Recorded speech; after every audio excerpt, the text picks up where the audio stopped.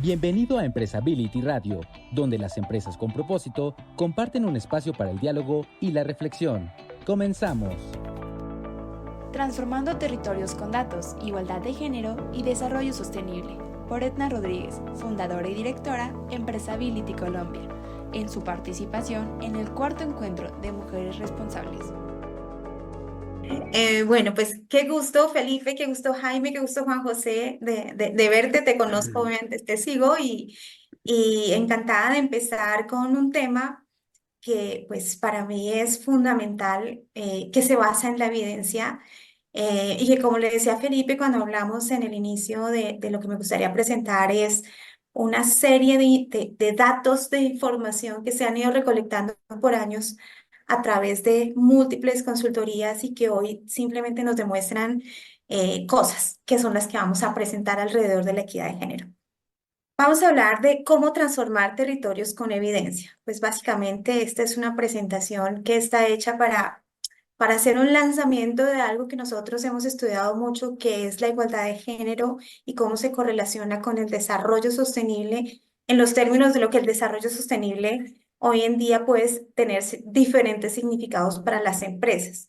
Pero pues como aquí nos vamos a focalizar en género, pues lo que quiero hacer es, pues, vamos a introducir qué es un indicador de género, para qué son los indicadores de género, y básicamente son estas herramientas o estos instrumentos que nos van a permitir dimensionar el nivel de desigualdad que existe entre hombres y mujeres en los distintos aspectos que están asociados a los derechos sociales y al mismo desarrollo de un territorio. Lo que vamos a ver es un indicador que está construido precisamente para hacer una medición frente a aquellas posibles intervenciones, ya sea desde el sector público o desde el sector privado, para focalizar esas intervenciones y que esas intervenciones focalizadas cierren brechas que previamente han sido medidas. Muchas veces desperdiciamos dinero y esfuerzos haciendo intervenciones que previamente no han sido medidas y por lo tanto posiblemente estamos resolviendo un problema pero no el mayor, o estamos haciendo algo que no resuelve realmente una situación que está generando rezagos en el desarrollo. Y pues básicamente en este caso, según como lo decía Juan José, si las mujeres no seguimos hacia adelante cerrando estas brechas y la sociedad además entiende que esto es una necesidad no necesariamente de las mujeres, sino de la sociedad para ser una sociedad mucho más igualitaria y mucho más desarrollada, y tener potencial económico y social que tiene, pues obviamente posiblemente vamos a tener situaciones a futuro donde se sigan ampliando las brechas, que aunque puntualmente, por ejemplo, en educación estamos creciendo las mujeres en participación, pues tenemos un rezago importante y en otros temas también. Según el Foro Económico Mundial, será la brecha de género actual tardaría más de un siglo si no hacemos nada. Entonces, lo que les quiero presentar es cómo creamos una metodología donde esta metodología se basa en distintos tipos de mediciones de género, pero hicimos la nuestra. Hicimos la nuestra que trae tanto datos duros como datos blandos.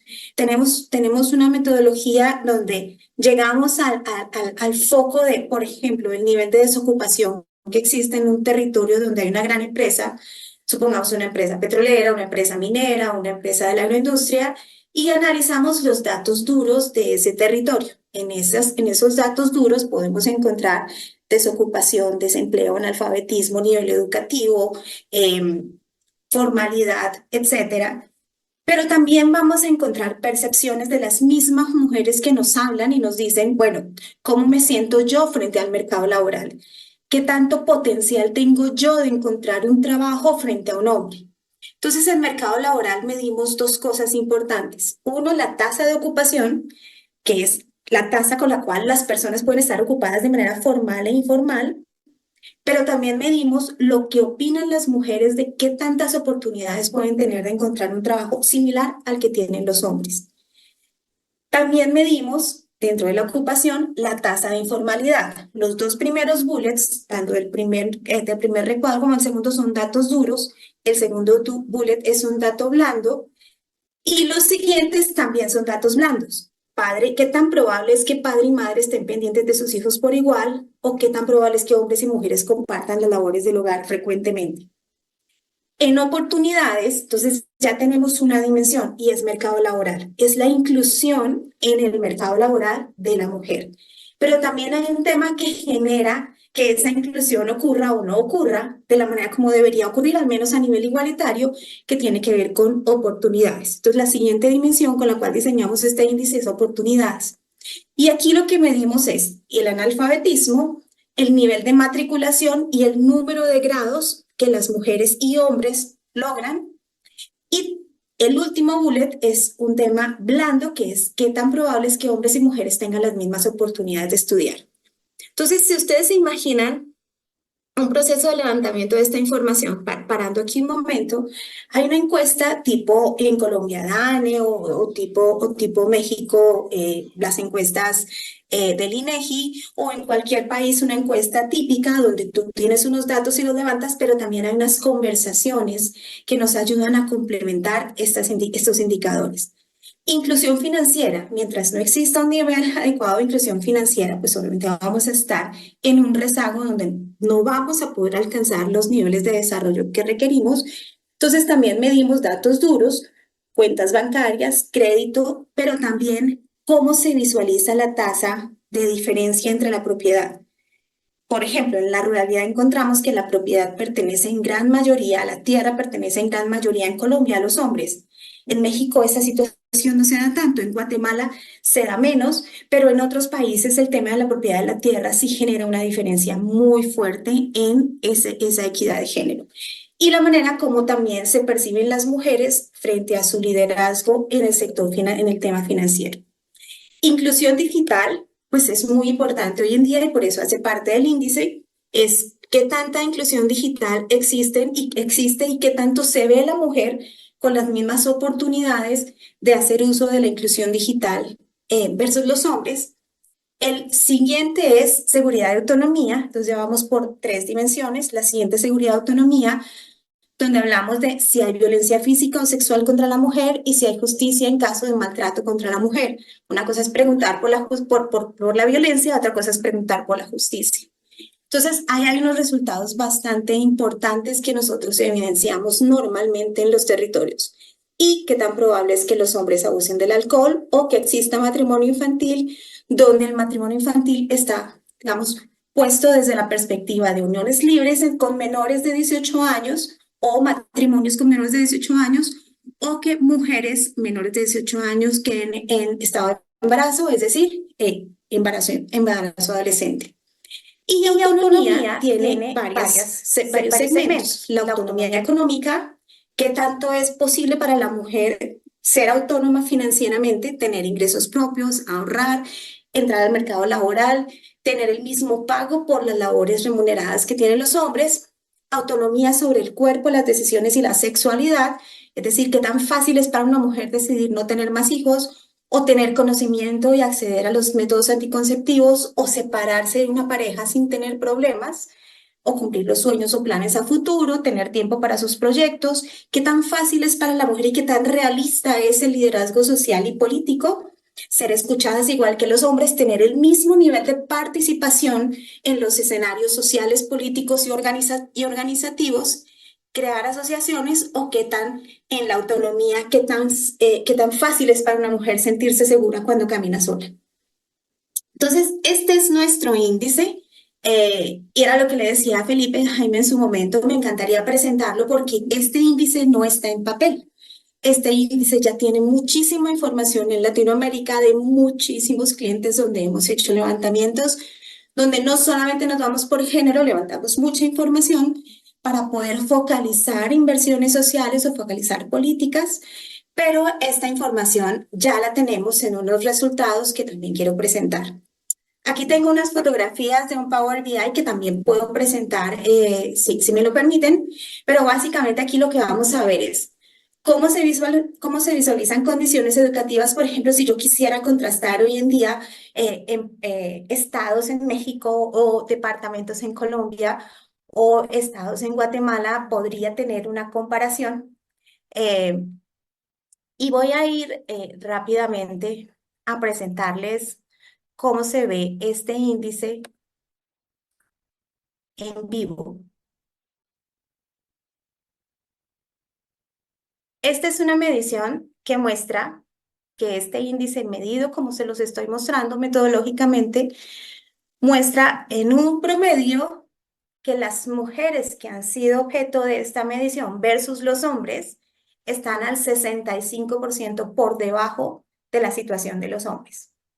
Esto puede decirnos mucho o no puede decirnos tanto si no conozco el territorio.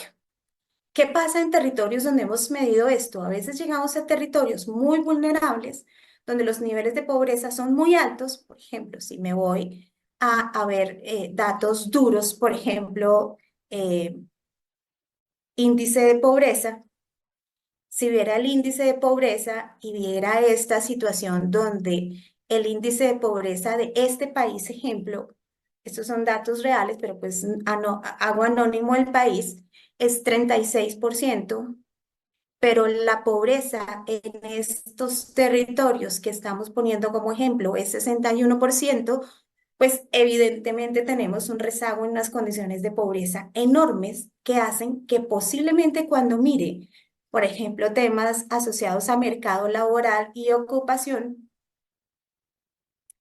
vea que en el caso de una comunidad específica, eh, aunque hay población económicamente activa, la tasa de ocupación, tanto formal como informal, es similar, pero la tasa de informalidad en la mujer es mayor. Si yo tomara datos de cualquier comunidad que estoy viendo, veo cómo entonces me va cambiando la información y puedo ver dónde existe mayor rezago. Por ejemplo, en este ejemplo, el 64% de las mujeres están en la informalidad versus los hombres. Y los ingresos promedios de la mujer son muchísimo menores que el de los hombres. Y la formalidad en afiliaciones a pensión, salud, etcétera, primas, es decir, mercado laboral formal, son mucho más bajas en la mujer. Si me voy a condiciones educativas, en este caso puedo ver que las condiciones educativas, por ejemplo, en esta comunidad son máximo 9 años de educación. En esta comunidad son máximo 7,6 años. Por ejemplo, la mujer está mucho más educada que los hombres, aunque no llegan sino a 7,6 años de educación. Y eso se ve aquí en las condiciones de la mujer y el hombre, donde el hombre alcanza unos niveles más importantes hasta preparatoria, pero la mujer no lo alcanza. El 75%, si acaso, llega a tener una secundaria.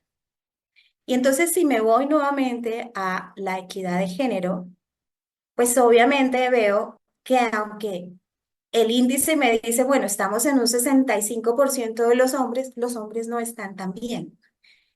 Entonces, el rezago de la mujer es mucho mayor.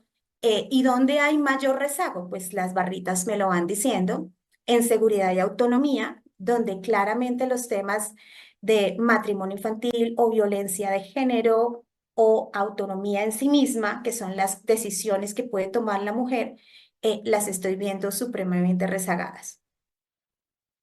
Eh, ¿Para qué nos puede servir esto? Pues les hago una pregunta abierta, no sé, Felipe, Jaime, Juan José, si todavía está en sala, porque claramente si no sé cuál es el problema, ¿cómo lo voy a solucionar? Claramente si no sé cuál es el nivel de participación de la mujer en un territorio, ¿cómo voy a llegar como empresa a hacer una inversión social o a focalizarme para tener una licencia social? O a focalizarme para decir, oye, estoy haciendo lo que tengo que hacer y los impactos que yo genero realmente son positivos, cuando de pronto ni siquiera conozco esta realidad de las mujeres que son mis vecinas.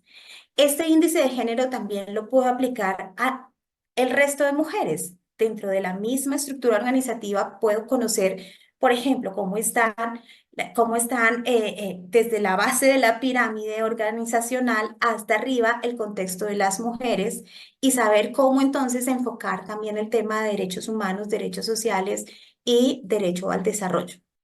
Ya con esto, y como sé que el tiempo es muy corto, yo quiero cerrar esta presentación con una reflexión final. Obviamente aquí hay que estudiar muchísimas cosas para poder tomar muy buenas decisiones alrededor del desarrollo y de cómo lograr que estos índices que estábamos viendo, que tienen que ver con la pobreza, con la educación, con la inclusión laboral, con el desarrollo productivo inclusive, eh, sean evidentes a través de un proceso donde ese cierre de brecha se convierta en la realidad. Les traigo una serie de fotos tomadas en distintos lugares, en distintos proyectos. Aquí hay fotos de Guatemala, hay fotos de México, de diferentes estados, de diferentes entornos, de diferentes contextos rurales, urbanos. Hay resultados de los ejercicios de conversaciones uno a uno, de conversaciones en grupo, donde además las conversaciones deben incluir a los hombres, donde las conversaciones tienen que incluir a todos los grupos etarios.